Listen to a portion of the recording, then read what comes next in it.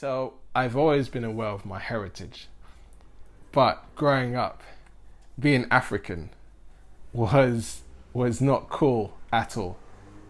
In school, if you wanted to be part of the classified as like the cool kids, which I never really was. Unfortunately, within like let's say like the African Caribbean society, Africans were always seen as low class, especially amongst Caribbeans as well.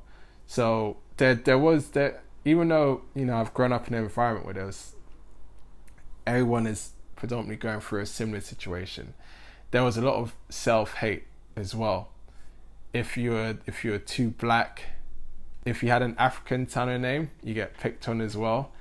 I always used to feel when my teachers, because they never used to be able to pronounce my name, when they'd say your name, everyone look at you and start laughing at you and things like that. There, like I've got like these tribal marks in my face, which for a long period of time I could never really acknowledge because it was being African was like a stain. We would walk to school every morning. So myself and my two brothers and sister. And then school was kind of a little bit odd in a sense, yeah. So my brothers were called. I had a sister called Sophie. I had a younger brother called Michael, and then my older brother was called Steve. Yeah, and I was Fela. Yeah, so I still had my Nigerian name, so you could identify me as like as an African or whatever. And there was this kind of there was this prejudice against Africans at that time.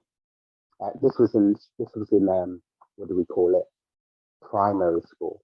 So before the age of up to the age of 11 or something like that. And so um, the prejudice mostly came from the West Indian kids, where they would take the piss out of you for being African. They would call you African bulla or, insult you like verbally and stuff like that. And then, if you weren't tough, then they would maybe pick on you or bully you because you were African.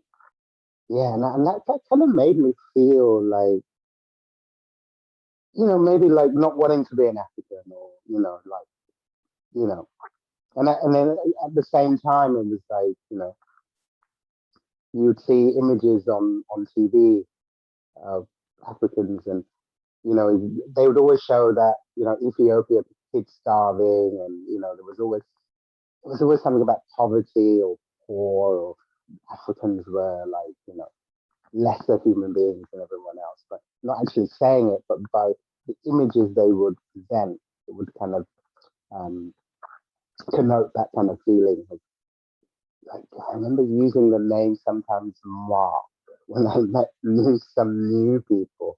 So it obviously had this kind of like subconscious effect for me, like kind of having a name that kind of was very distinctively told people where you were from or you were different.